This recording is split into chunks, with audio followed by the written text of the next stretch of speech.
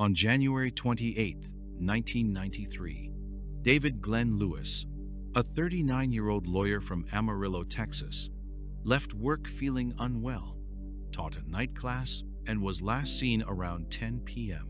That weekend, while his wife and young daughter were out of town visiting relatives, David disappeared from his home under circumstances so bizarre they would baffle investigators for over a decade. When his family returned on Super Bowl Sunday, January 31st, they found evidence that David had been home recently. A video recorder was taping the football game. 2 fresh turkey sandwiches sat in the refrigerator.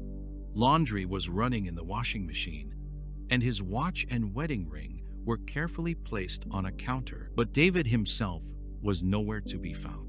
He failed to show up for work on Monday morning, prompting his worried wife to report him missing to local authorities. But investigators soon discovered clues that suggested David's weekend had taken an inexplicable turn. His car had been spotted parked outside the county courthouse on Friday night and again on Sunday morning, though no one could explain why he would be there. Therefore, even more puzzling was a witness who reported seeing a man resembling David taking photographs of the Amarillo courthouse on Sunday.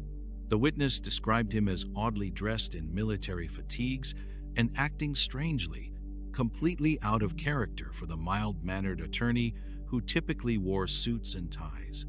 By Monday, February 1st, David's red Ford Explorer was found abandoned by the courthouse, with the keys tucked under the floor mat and his checkbook, driver's license, and credit cards left inside. It appeared as if he had deliberately left these personal items behind, as if preparing for a journey from which he didn't expect to return. But here's where the case takes an impossible turn that investigators still struggle to understand. Unknown to everyone searching for David in Texas, on the night of February 1st, 1993, the very day he was reported missing, a man was struck by a vehicle on a dark highway outside Moxie, Washington, and lost his life at the scene. This victim carried no identification and was listed as an anonymous John Doe by Washington state authorities. He was found wearing camouflage, military fatigues, and work boots that David's family didn't recognize. The timeline was staggering.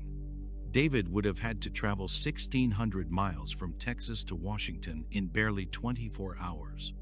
For 11 long years, this John Doe remained unidentified in Washington, even as David Lewis's case went cold back in Texas.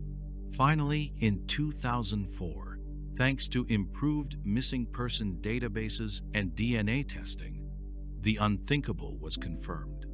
John Doe was David Lewis, closing one mystery about his fate, but opening an even bigger question about how on earth he had ended up on foot on a remote highway across the country. The investigation uncovered a trail of confounding clues that only deepened the mystery. Airline tickets in David's name had been purchased during that crucial weekend, one from Dallas to Amarillo on January 31st, and another from Los Angeles to Dallas on February 1st. However, it remains unclear whether David actually used these flights, or if someone else bought them in his name to create a false trail. Even stranger, $5,000 was mysteriously deposited into David's bank account on January 30th, money that couldn't be traced to any known source. David's family insisted he had no known connections to Washington state and had never mentioned any reason to travel there. But perhaps the most chilling detail was discovered when the John Doe's personal effects were examined. David had been found without his glasses, a significant anomaly since he was extremely nearsighted and never went anywhere without them.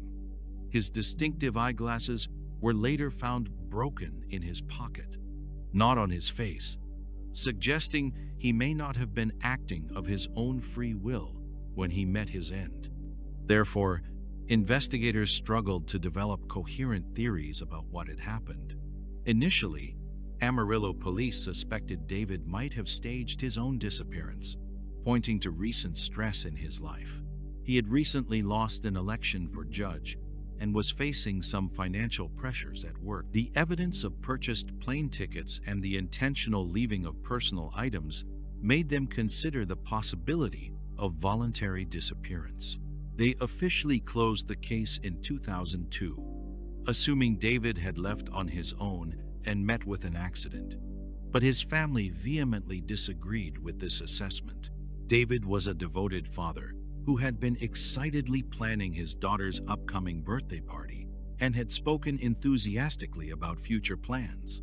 Nothing in his behavior suggested he was planning to abandon his family. His relatives suspected something much darker. David's legal career had brought him some dangerous enemies. He had received death threats years earlier while serving as a judge, and he was scheduled to be deposed in a lawsuit involving a former client. Perhaps he had uncovered something dangerous, and someone had decided to silence him. One theory suggests that David, fearing for his family's safety, might have fled far away to draw danger away from them. Another possibility is that he was abducted and transported across the country against his will. The fact that numerous podcasts and articles have covered the case over the years attests to its enduring puzzlement. The official stance today leans toward a tragic sequence involving a mental breakdown followed by an accident. Investigators theorize that David might have experienced a paranoid episode, traveled across the country in a confused state, and was accidentally struck while wandering on the roadway. Yet many amateur investigators online suspect a much darker story, possibly involving organized crime or even espionage scenarios, given the strange military clothing and the precise timing of events. The combination of the mysterious money deposit, the cross-country journey, and the military fatigues creates a pattern that seems too deliberate to be coincidental. As of 2025, no new evidence has emerged to solve this puzzle. The David Glenn Lewis case stands as an enduring enigma, a truly impossible-to-believe chain of events that reads like fiction, except for the documented fact that it really happened. How does a small-town lawyer vanish from his home and turn up 1,600 miles away on the same night, dressed in military gear he didn't own, walking alone on a remote highway? Even the most experienced investigators admit this case defies all conventional explanations. When 24-year-old Phoebe Hanschuk was found at the bottom of a Melbourne apartment building's garbage chute in 2010, it initially appeared to be a bizarre accident. But as investigators examined the details more closely, her blood alcohol was dangerously high. Her foot was nearly severed by industrial equipment, and she had somehow plunged 12 stories, feet first, down a narrow chute. The incident transformed into a chilling mystery that has divided Australia for over a decade. On December 2nd, 2010, Phoebe Hanschuk was discovered in the refuse compactor room of the luxury Balencia Apartments in Melbourne, Australia. She had fallen 12 floors down the building's narrow garbage chute, landing feet first in an industrial trash bin below. The impact was devastating. Phoebe had survived the fall itself, but suffered a nearly severed foot from the compactor blades and lost her life from blood loss on the floor of the mechanical room. The scene was both tragic and deeply puzzling to the first responders who discovered her. Initially, police theorized this might have been a case of self-harm or a freak accident. Phoebe had been heavily intoxicated that evening, with a blood alcohol level of 0.16, and had also taken sleeping medication. The preliminary theory suggested that, perhaps disoriented by the combination of alcohol and drugs, she had somehow climbed into the chute in a confused state. However, Family and friends immediately disputed this explanation. Phoebe was described as a free-spirited, artistic young woman with concrete plans for her future. She even had a party invitation in her purse for that very evening, suggesting she was looking forward to social activities rather than contemplating harming herself. Moreover, Phoebe was known to have a significant fear of heights, making it seem unlikely that she would voluntarily climb into a chute opening that was positioned 4 feet off the ground. The chute itself was extremely narrow, only 14 inches by 8 inches, creating serious questions about how even a slim woman could fit through the opening, especially while intoxicated and sedated. Therefore, investigators began examining the scene more carefully and discovered several troubling details. In Phoebe's apartment, which she shared with her 40-year-old boyfriend, Anthony Hampel, there were blood smears on a computer keyboard and door handle, along with broken glass scattered on the floor. 2 wine glasses sat on the kitchen counter, though these were never tested for fingerprints that might have revealed whether Phoebe had been drinking alone or with someone else. Despite these potential signs of a struggle, there were no immediately obvious indications of a violent confrontation. Phoebe's personal belongings, her purse, keys, and mobile phone, were all left behind in the apartment, suggesting she hadn't planned to go anywhere or meet anyone outside the building. The autopsy revealed additional puzzling details. Phoebe had no hand injuries or residual trash debris on her hands, which would normally be expected if someone had crawled into a garbage chute or tried to break their fall. However, she did have unexplained bruises on her arms that some experts interpreted as possible grip marks from someone holding her. The door to the trash room on the ground floor was self-locking and was found closed when security personnel arrived, suggesting that whoever was in that room with Phoebe had left and allowed the door to lock behind them. A forensic engineer later conducted a detailed analysis of how someone might enter the chute. The expert concluded it would be virtually impossible for a person to climb in feet first without using their hands to carefully lower themselves down, a complex maneuver that would be extremely difficult for someone who was severely intoxicated. Attention quickly focused on Anthony Hampel, Phoebe's boyfriend, who was the last known person to see her alive. Their 18-month relationship had been notably volatile, with Phoebe having left him multiple times due to his controlling behavior and her own struggles with depression and alcohol use. On the day Phoebe lost her life, security footage showed her entering the building around 11:45 a.m. apparently after accidentally setting off a fire alarm and taking her dog for a walk. Anthony claimed he returned home around 6 p.m. to find the apartment messy with broken glass scattered about, but no sign of Phoebe. He assumed she had gone out for the evening, as was sometimes her pattern. He proceeded to have dinner with his father, who was a prominent judge, and only contacted authorities many hours later when Phoebe failed to return or answer her phone. Police never formally treated Hampel as a suspect in the case. In fact, homicide detectives closed their investigation relatively quickly, officially ruling it a non-suspicious death. This decision outraged Phoebe's family, who were convinced that someone had put her in there rather than her entering the chute voluntarily.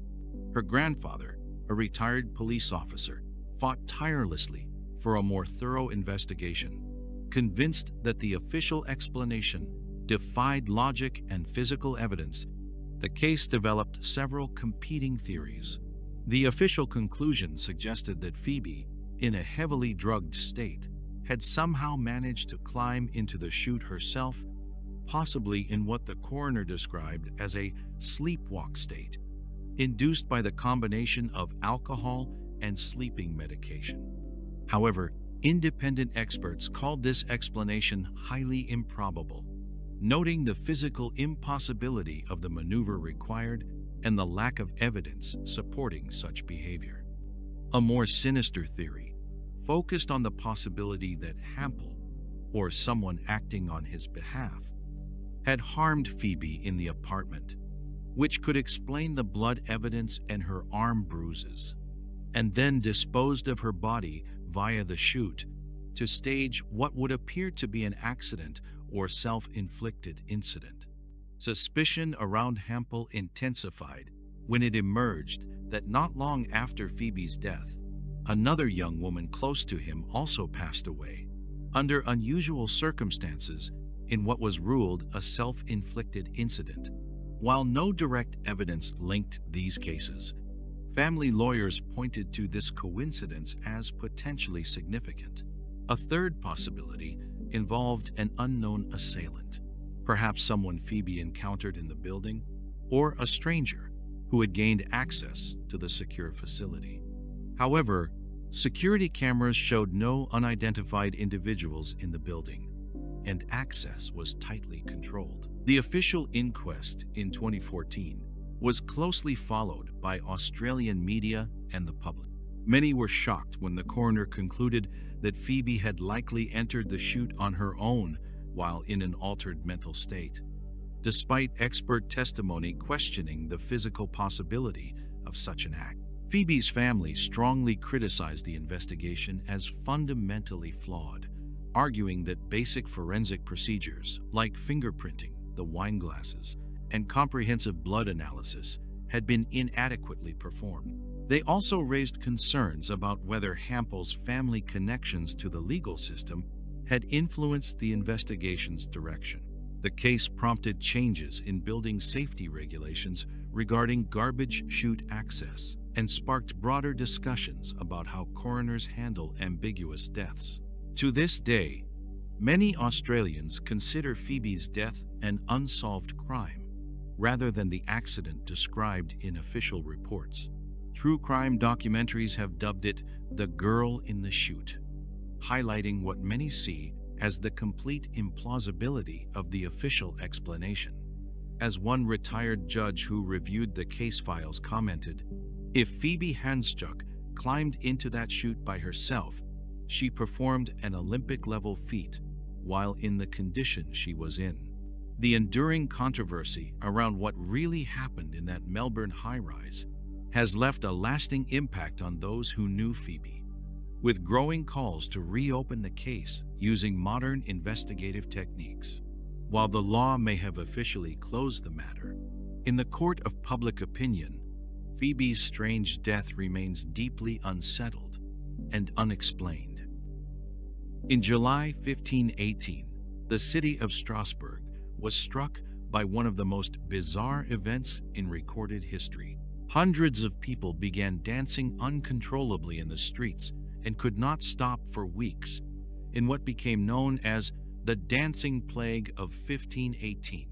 It started with one woman stepping into a public square, swaying and twirling without music, and before long, dozens joined her, then hundreds more.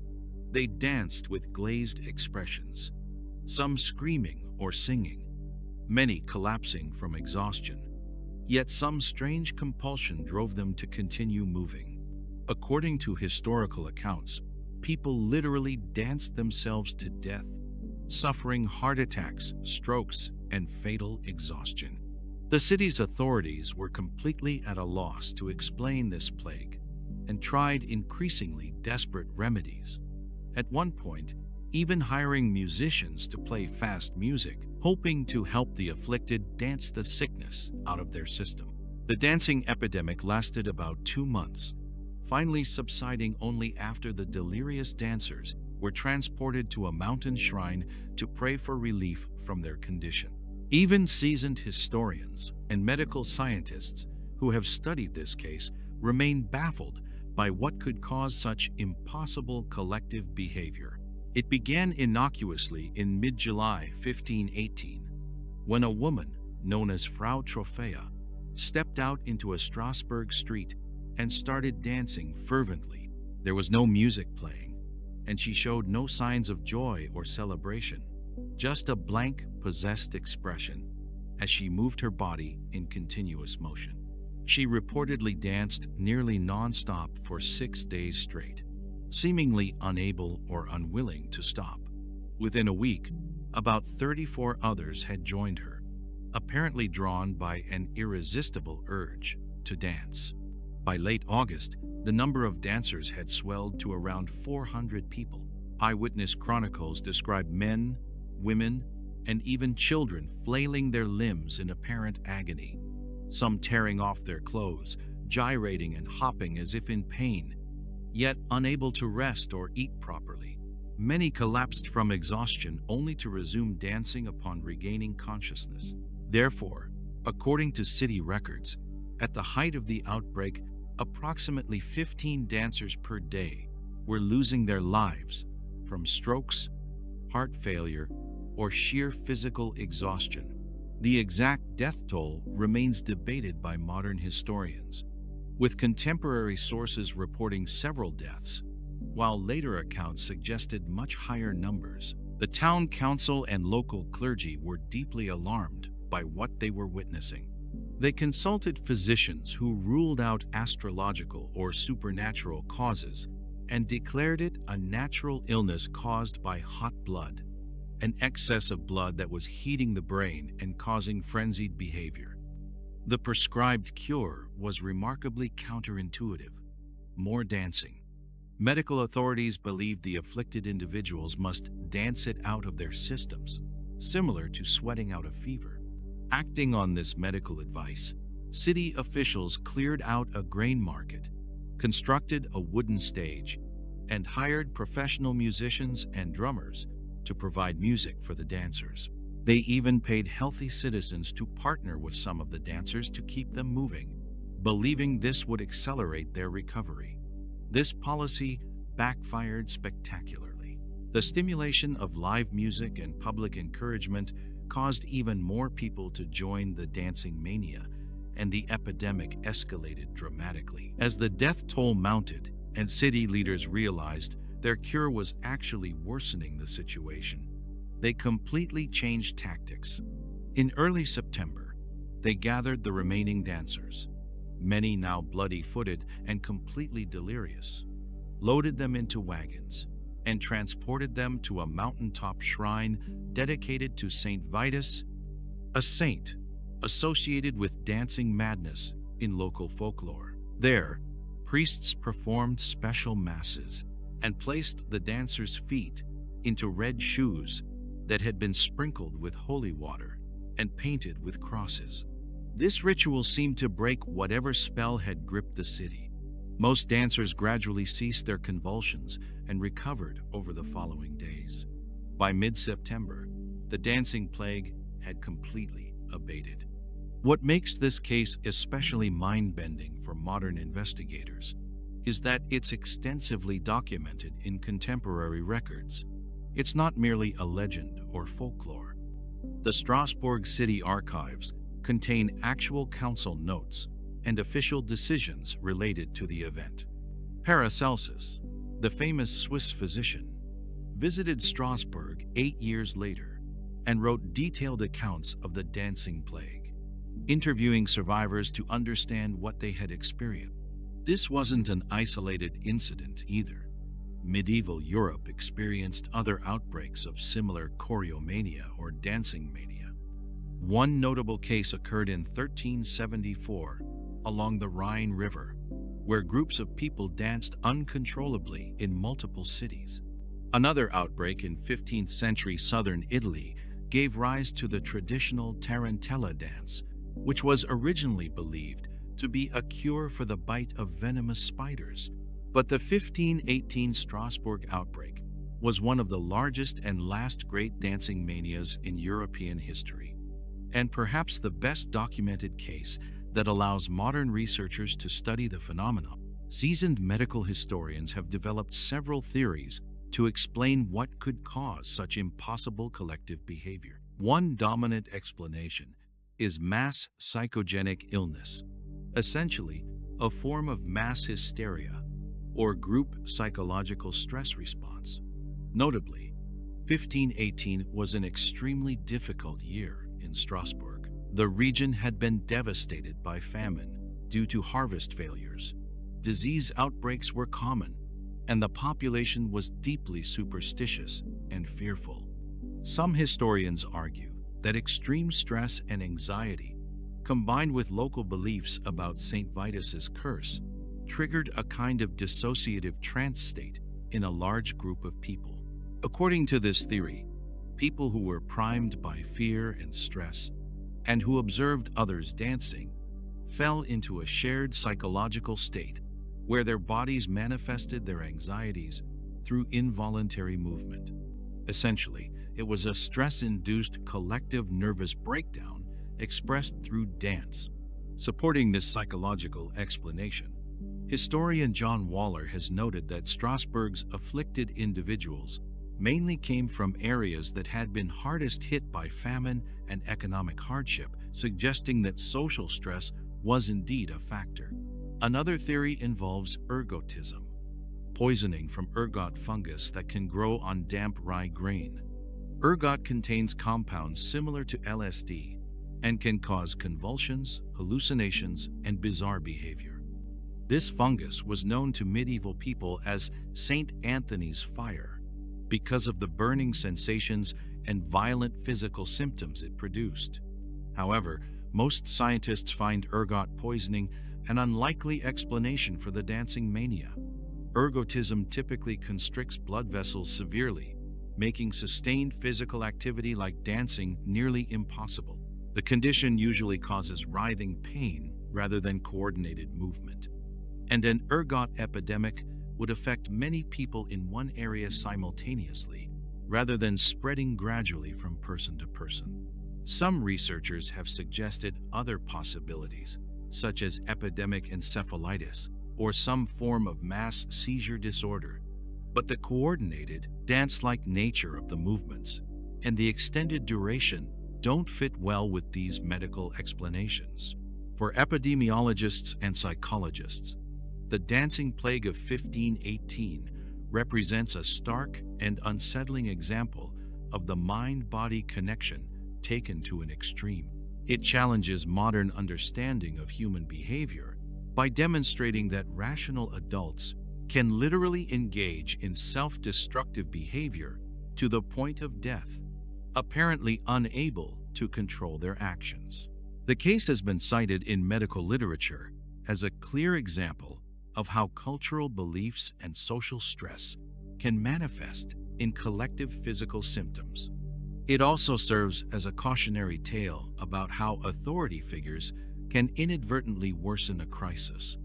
The decision to provide music and encourage more dancing clearly made the situation worse rather than better. Most unsettling for investigators is that this historical event was so bizarre that if it weren't thoroughly documented by multiple independent sources, modern people would dismiss it as pure folklore. But it definitely happened. Hundreds of people danced beyond the bounds of human endurance in ways that ultimately proved fatal for some. The dancing plague stands as one of history's most extreme examples of how truth can indeed be stranger than fiction, and how mass psychological phenomena can produce outcomes that seem completely impossible until they actually occur. June and Jennifer Gibbons were identical twin sisters, born in 1963, who became infamous for their eerie, self-imposed silence and mysterious psychological bond. Known as the Silent Twins, they communicated only with each other in a rapid, private language that completely excluded everyone else for nearly 30 years. Their story took an impossible turn when, after years of troubled behavior and incarceration in a high-security psychiatric hospital, the twins made a chilling agreement. One of them had to die so the other could live a normal life.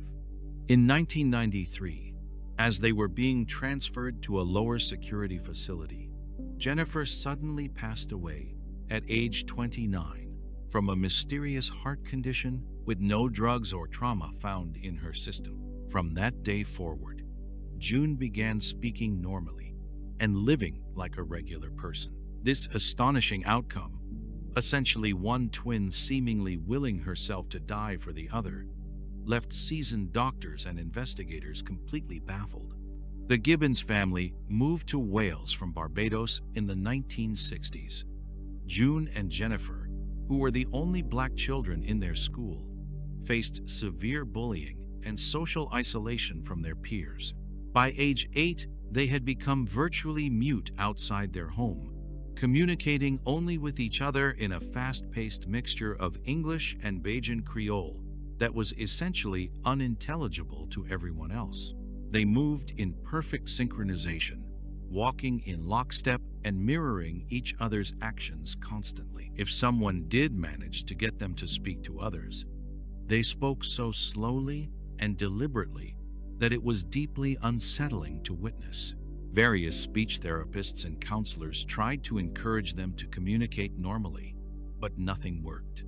It was as if they had made a secret covenant to exclude the entire outside world from their private universe.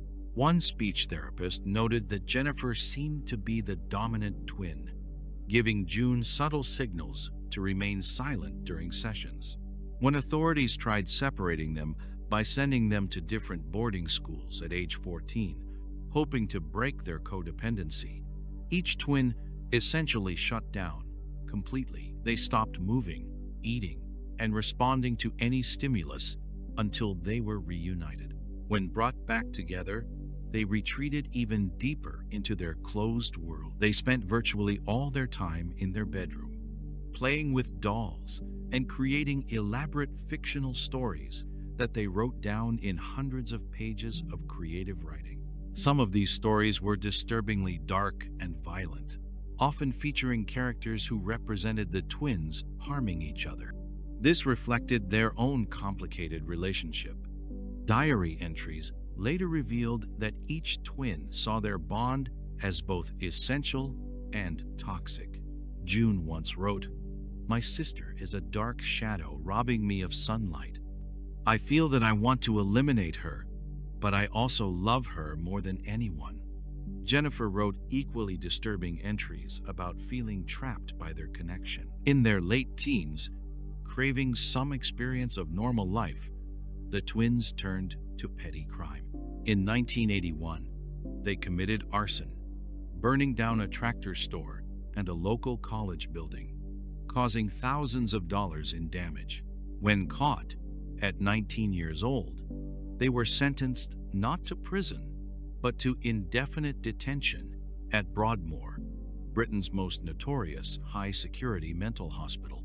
The decision was based on a diagnosis of severe personality disorder that made them unsuitable for regular incarceration. Broadmoor was an extremely harsh environment, where they were among the youngest patients and some of the very few women in the facility.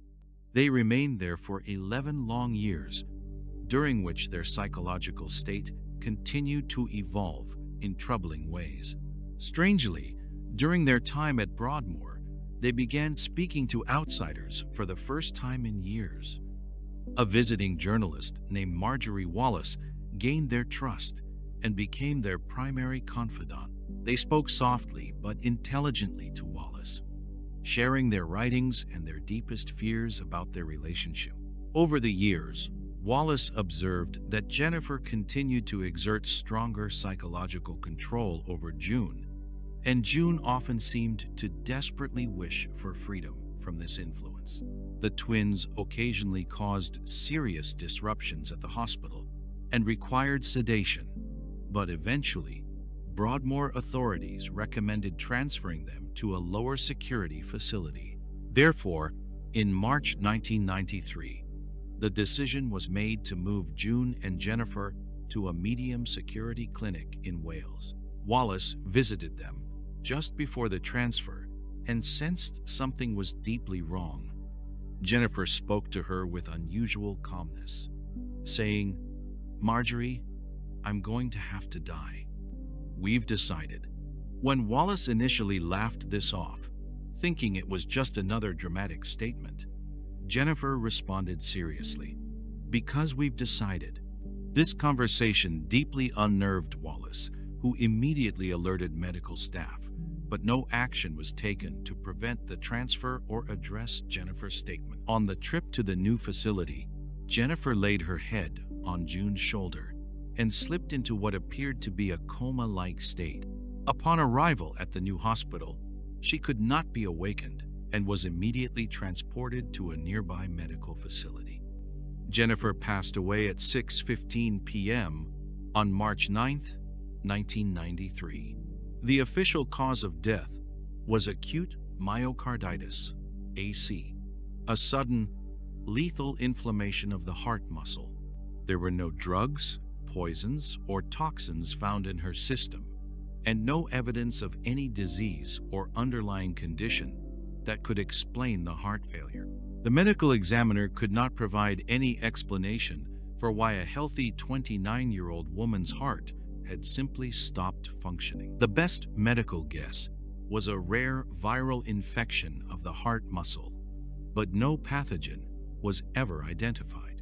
Most remarkably, once Jennifer had passed away, June immediately emerged from her lifelong shell of silence and withdrawal. The day after her sister's death, she spoke normally to nurses, telling them, "I'm free at last. Jennifer has given up her life for me." From that moment forward, June lived as a completely normal person. She eventually moved to Wales to be near her parents, found employment, maintained social relationships, and showed no signs of the psychological condition that had defined her entire life up to that point. This transformation was exactly what the twins had suggested would happen if one of them were no longer alive. The outcome of this case was so startling that veteran psychiatrists and medical professionals struggled to understand it. Did Jennifer literally decide to die in order to allow June to live normally? The sequence of events reads like something from a Gothic novel, yet all the medical professionals and witnesses attested to Jennifer's prediction and the inexplicable nature of her death. Some medical theories suggested that Jennifer might have had a hidden heart defect or suffered complications from psychiatric medications, and the stress of the transfer could have triggered a fatal episode. This would be an extraordinary coincidence that happened to align with their decision. Other experts believe the twins had such an extreme psychosomatic connection that Jennifer's psychological will actually manifested in fatal physical consequences. The idea of someone causing their own death through sheer mental determination borders on the paranormal, but seemed to be the only explanation that fit the facts. The case made international medical headlines and remains unique in psychiatric literature. Seasoned investigators of twin studies consider it an extreme example of what some call twin telepathy, or psychologically entwined identity. The silent twins had long perplexed mental health professionals. Some viewed them as exhibiting folie à deux, a shared psychotic disorder where delusions are transmitted between closely connected individuals.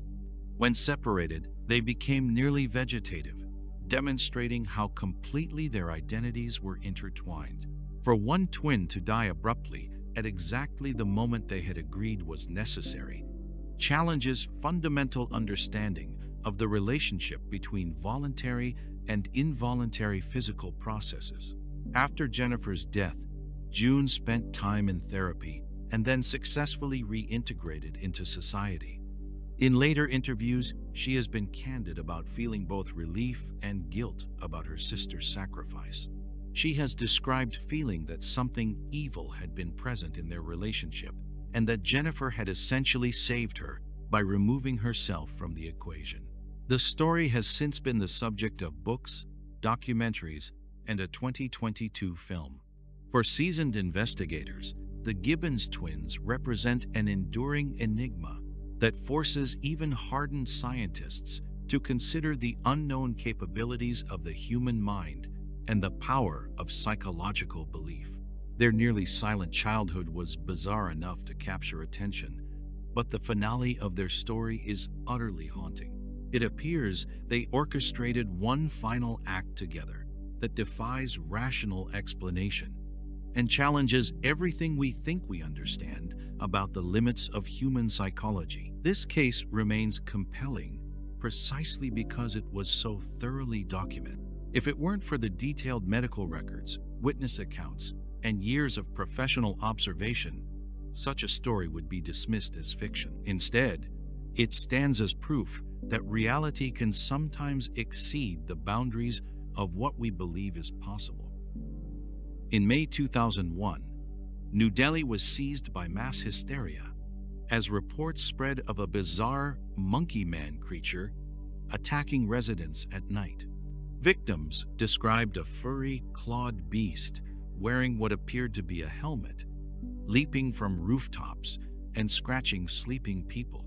Dozens were injured in the panic, and at least 2 people lost their lives, not from the creature itself, but from terror-induced accidents as they tried to escape what they believed was attacking them. Mobs, armed with sticks, patrolled the streets, and the entire city was in chaos for weeks. The Monkey Man of Delhi became an urban legend that demonstrates how fear itself can become a dangerous force, creating a phantom menace that terrorized millions of people. The Monkey Man hysteria erupted in India's capital in mid-May 2001 and persisted for about 2 weeks. Initial police reports described an unknown anomaly, some kind of attacker that crept through neighborhoods in darkness, scratching and biting residents' faces and limbs. Descriptions of the creature varied wildly from witness to witness. Some people swore they had seen a 4-foot-tall monkey-like figure with dark hair and glowing red eyes, agile enough to leap between building rooftops like something from a superhero movie. Others insisted it wore a motorcycle helmet and had metal claws attached to its hands, making it seem more like a robotic creature than a living animal. Many witnesses only caught glimpses of a fleeting shadow, making detailed descriptions impossible. The common elements in most reports were that victims would wake in the middle of the night to clawing or biting attacks, often noting a sickly sweet odor or strange sounds before being struck. Over 350 incident calls were made to Delhi police within just a few days of the initial reports. Though most injuries were relatively minor, scratches, bruises, and bite marks, the sheer terror generated by these encounters escalated the situation dramatically. In 2 tragic cases, panic directly caused fatalities. A pregnant woman sleeping on her rooftop fell to her death when neighbors shouted warnings about the creature's approach, and an elderly man suffered what appeared to be a fatal heart attack after an alleged sighting. Therefore, as media coverage sensationalized the Kala Bandar, or Black Monkey, the fear reached fever pitch throughout the city. Police established special hotlines and even offered a 50,000 rupee reward for the creature's capture, but this strategy backfired spectacularly. The reward announcement led to an avalanche of prank calls and false alarms that overwhelmed emergency services.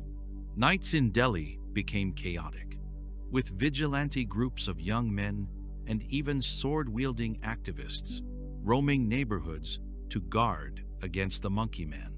Many residents, especially in poorer areas, started sleeping in extra layers of clothing or heavy boots, hoping to protect themselves from bites. Some people smeared themselves with protective oils or religious symbols, treating the creature as a supernatural entity rather than a physical threat. Sociologists describe the atmosphere as one of contagious paranoia, a classic case of mass sociogenic illness, where psychological stress manifests in physical symptoms across large groups of people. Whenever the hysteria seemed to be diminishing, fresh newspaper headlines or television reports would revive the panic, and new sightings would emerge in different parts of the city, creating an almost copycat effect. Despite the widespread panic and extensive police patrols, no concrete evidence of any actual Monkey Man was ever discovered. Officers maintaining round-the-clock vigilance never managed to intercept or photograph the alleged creature. At the height of the crisis, police even issued an official sketch based on witness descriptions. The drawing depicted a vaguely humanoid monkey wearing an oversized helmet and goggles, an image so unusual it seemed almost comical. Yet it only further entrenched the legend in public consciousness. In reality, most victims had injuries entirely consistent with common animal bites, self-inflicted scratches from panicked clawing at their own skin, or minor accidents that occurred during moments of fear. Many reports turned out to be second-hand or based on hearsay rather than direct encounters. As the investigation continued, it became clear that local troublemakers were taking advantage of the fear by donning monkey masks or costumes to frighten people deliberately. One man was actually caught wearing a black monkey costume, though it was unclear whether he had been involved in the original reports or was simply capitalizing on the established panic. The rational explanation eventually accepted by experts was mass hysteria fueled by social stress. Delhi at that time was experiencing rolling electrical blackouts and intense summer heat, creating an already tense environment among residents. Combined with existing folklore about bandar or monkey spirits, along with sensational media coverage, an imaginary menace found fertile ground in the collective consciousness. Sociologist Robert Bartholomew noted clear parallels to earlier mass panics, such as the spring-heeled Jack phenomenon in 1830s London, where a similarly described creature, featuring claws and supernatural jumping abilities, terrorized residents for months before eventually being recognized as mass hysteria. Interestingly, Delhi newspapers themselves made this historical comparison during their coverage of the Monkey Man events. By June 2001, the Monkey Man sightings began declining as rapidly as they had started, particularly when more pressing real-world news stories captured public attention and media focus shifted elsewhere. The entire episode left a lasting impact on Delhi and became a staple of Indian urban legend. Monkey Man references now appear regularly in movies, songs, and popular culture throughout the country. For Delhi authorities, the crisis served as a stark lesson in crisis management and demonstrated the incredible power of rumors to create genuine public disorder. In recent years, the case has been studied extensively in psychology textbooks as a classic example of collective delusion and mass sociogenic illness. Most importantly, the Monkey Man panic serves as a reminder that urban legends don't just emerge from ancient folklore. They can arise in real time in modern cities. Fear itself became a kind of creature prowling through a metropolis of millions, demonstrating that sometimes the most dangerous monsters are the ones created by our own minds. The Monkey Man of Delhi was never captured because, as investigators eventually concluded, there was nothing to capture except a reflection of societal anxieties and the power of collective imagination. Hey everyone, it's here with a quick reminder to like and subscribe if you're enjoying. On September 10th, 2001, Dr. Sneha Phillips spent what seemed like an ordinary day shopping in Lower Manhattan. The 31-year-old Indian-American physician was captured on security cameras calmly purchasing shoes and linens at a department store near the World Trade Center around 6 p.m. Then she stepped out into the city and vanished. The next morning, September 11th, the Twin Towers fell, and Sneha was never seen again. Was Sneha one of the countless victims of 9/11? Heroically rushing to aid others in the chaos? Or did her turbulent personal life catch up with her in a deadly way the night before the attacks? This case straddles the line between one of history's most infamous tragedies and a private mystery that has divided investigators and family members for over 2 decades. Sneha Ann Phillip lived with her husband in Battery Park City, just a few hundred yards from the Twin Towers. On the evening of September 10th, she had taken the day off from her work at the hospital. Security footage shows her moving casually through a department store, making routine purchases, and showing no signs of distress or urgency. She was last seen leaving the shopping area around 6 p.m., carrying her purchases and appearing completely normal. From that point forward, Sneha Phillip disappeared from all surveillance cameras, all electronic records, and all human contact. The next morning brought the terrorist attacks that changed the world forever. In the immediate aftermath, Sneha's family naturally assumed the worst. She must have rushed to Ground Zero to help as an emergency physician and lost her life in the collapse of the towers. This theory seemed entirely plausible. Sneha was a trained doctor with the skills and instinct to render aid in a medical emergency. She was last known to be in the immediate vicinity of the World Trade Center, and she had the compassionate nature that would drive her to help others in crisis. Therefore, her name was initially included among the missing in the aftermath of 9/11. Yet, as the massive recovery operation continued and remains were identified, Sneha's body was never found among the thousands of victims. More troubling, no one specifically reported seeing her at Ground Zero on the morning of September 11th. The timeline became crucial to understanding what happened. Sneha was officially missing even before the attacks occurred, last seen on September 10th, which opened the door to entirely different theories about her disappearance. Two parallel investigations reached dramatically different conclusions about Sneha's fate.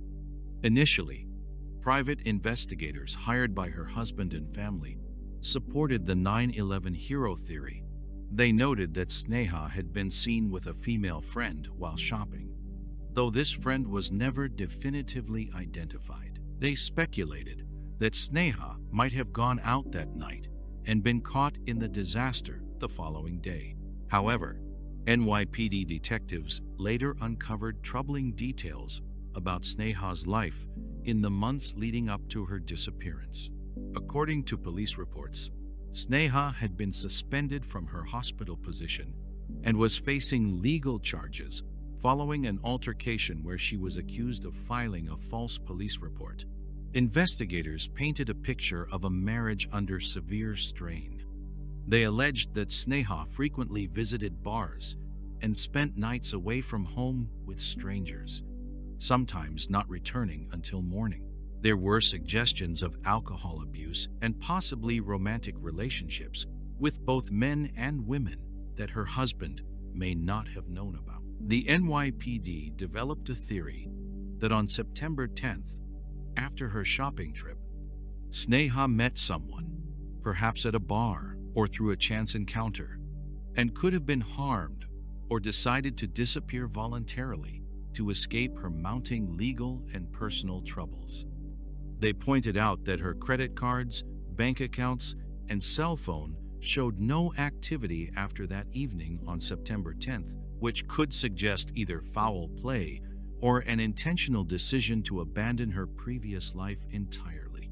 Notably, Sneha's husband didn't report her missing until late on September 11th, initially assuming she was either at her mother's house or helping at the disaster site. This delay, which was understandable given the extraordinary circumstances, may have hindered early search efforts. The case took a unique legal turn when it became entangled in official victim recognition. In 2004, Sneha's name was initially excluded from the official 9/11 victims list. As investigators argued, there was no concrete evidence she had lost her life in the attacks. Her family fought this decision both for emotional reasons and for practical considerations related to victim compensation funds.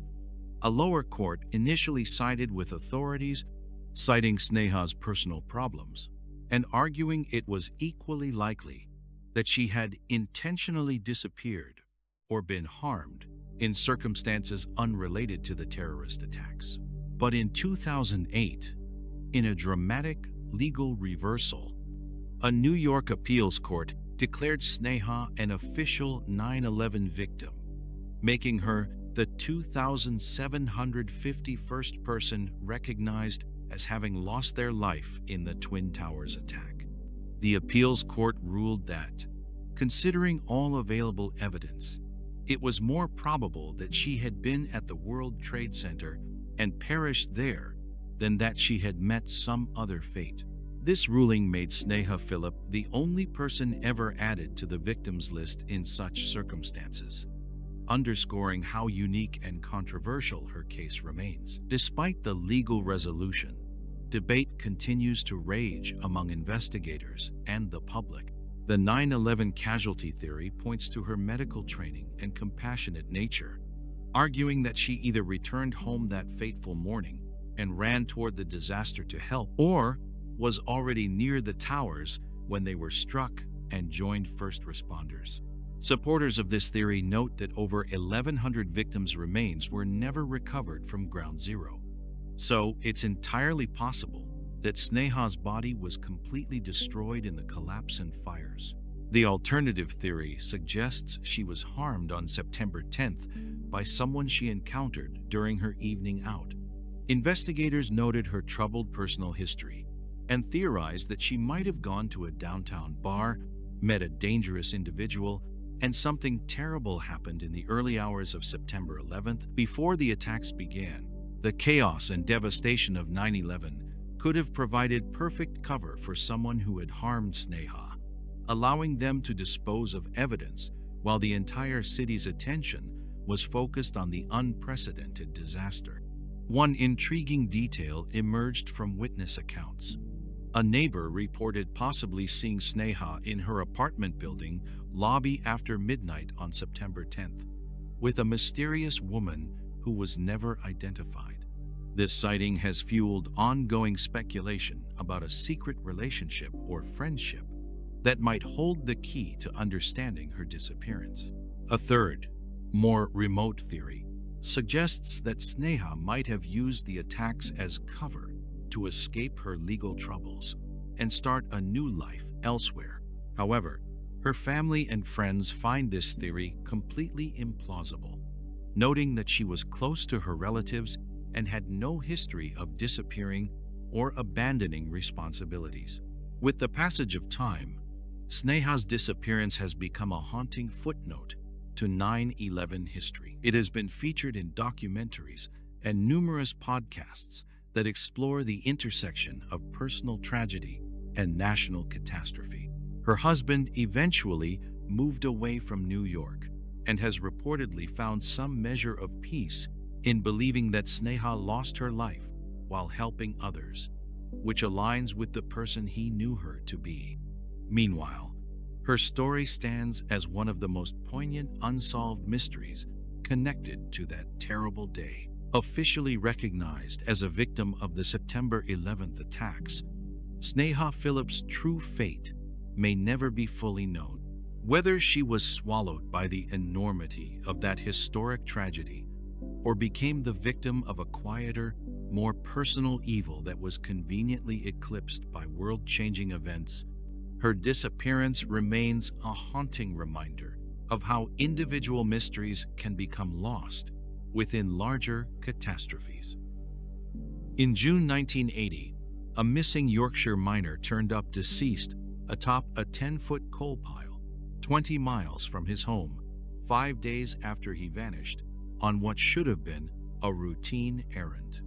The scene defied every logical explanation. Zygmunt Adamski's clothes were oddly clean, despite the sooty environment. A mysterious ointment covered unexplained burns on his neck, and it appeared as if someone had gently placed him there, rather than him climbing up on his own. 56-year-old Zygmunt "Ziggy" Adamski left his home in Tingley, England, on June 6, 1980, with a simple mission: to buy potatoes for dinner. He told his family he would be back shortly and walked out the door, never to return alive. 5 days later, On June 11th, his body was discovered under circumstances that seemed to belong in a science fiction novel rather than real life. He was found lying on top of a massive stack of coal in a Todmorden coal yard, over 20 miles from his home. He was dressed in his usual suit but was missing his shirt, watch, and wallet. Most bizarrely, his clothes were spotlessly clean despite lying on top of coal, suggesting he had been placed there after his death rather than having climbed up himself. Witnesses who discovered him noted that his face was frozen in what they described as an expression of absolute terror, as if he had seen something horrifying in his final moments. The medical examination revealed injuries and details that only deepened the mystery. Adamski had unexplained burns on his neck, shoulders, and the back of his head. But these weren't ordinary burns. They had been carefully treated with an unidentified gel-like ointment that forensic scientists could not recognize or match to any known substance. His hair had been messily cut shorter than usual, and he had only 1 day's worth of beard growth, indicating he had likely been alive for most of the 5 days he was missing. Yet where he had been during that time remained a complete mystery. There were no signs of a struggle on or around the coal heap, and apart from the localized burns, he had no major injuries. Therefore, the autopsy results provided more questions than answers. The official cause of death was determined to be a heart attack, but medical examiners couldn't explain how or why it had occurred. The coroner admitted in his official report that the question of where he was before he passed away and what led to his death just could not be answered. Initial theories ranged from natural phenomena to more sinister possibilities. Some investigators wondered if Adamski might have been struck by ball lightning or some other unusual electrical phenomenon that could have caused the burns. However, this wouldn't explain how his clothes remained so clean or how he ended up positioned so neatly on top of the coal pile. Another early theory suggested possible foul play, as lest perhaps Zygmunt had been held captive somewhere and then abandoned at the coal yard when he suffered the fatal heart attack. Given the timing during the Cold War and Adamski's Polish heritage, some even speculated about espionage-related kidnapping, though there was absolutely no evidence to support such theories. The case took an even stranger turn when the police officer who found Adamski's body reported his own extraordinary experience 5 months later. P.C. Alan Godfrey claimed to have encountered a UFO in November 1980 in the same town of Todmorden. Under hypnosis, Godfrey even recalled being taken aboard the craft by humanoid beings. This connection led some researchers to theorize that Adamski might have been the victim of an alien abduction. According to this theory, he was taken by extraterrestrial visitors, subjected to some kind of experiments that caused the burns and required the mysterious ointment, and then returned to Earth on the coal pile when the procedures were complete. The UFO connection made Adamski's case a staple of British paranormal literature, with many citing him as a potential alien abduction victim. P.C. Godfrey himself entertained this possibility, noting what seemed like too many coincidences to ignore. However, other investigators preferred more earthbound explanations. Some theorized that Adamski might have been kept hidden by someone he knew. There were unconfirmed rumors of a family dispute and had suffered his fatal heart attack during a confrontation or while being held against his will. The panicked perpetrator might then have disposed of his body on the coal heap to avoid discovery. Yet, extensive investigation revealed that no one in Adamski's life appeared to have any motive to harm him. He was described as a quiet, well-liked man with no known enemies or significant conflict. The investigation yielded no concrete evidence pointing to any specific individual or group. The media response to the case was intense, with journalists dubbing Adamski's death the X-Files of the Yorkshire Dales. At the official inquest, reporters and local residents were left speechless by the sheer strangeness of the circumstances. Here was a man who had vanished on a sunny afternoon while going to buy vegetables, only to reappear in a scenario that seemed deliberately designed to perplex investigators. UFO enthusiasts descended on Todmorden, especially after P.C. Godfrey's sighting became public knowledge, turning the case into tabloid sensation. For decades, the Adamski mystery endured in relative obscurity outside the United Kingdom, until recent television features and articles have revived it as one of the most enduring unsolved mysteries. To this day, asking, "What happened to Zygmunt Adamski?" prompts theories ranging from secret government experiments to extraterrestrial interference. No single theory has successfully explained the combination of factors: the mysterious burns and unidentifiable ointment, the precise placement of the body, the missing time period, and the peculiar timing of events. The case remains officially unsolved, representing one of the most bizarre, unexplained deaths on record. Whether Zygmunt Adamski encountered something from another world, fell victim to unknown earthly forces, or simply suffered an incredibly unlikely series of coincidences, his story continues to challenge our understanding of what's possible in our seemingly ordinary world. Thanks for staying with us through these incredible cases. Make sure to like this video and subscribe for more content exploring the impossible.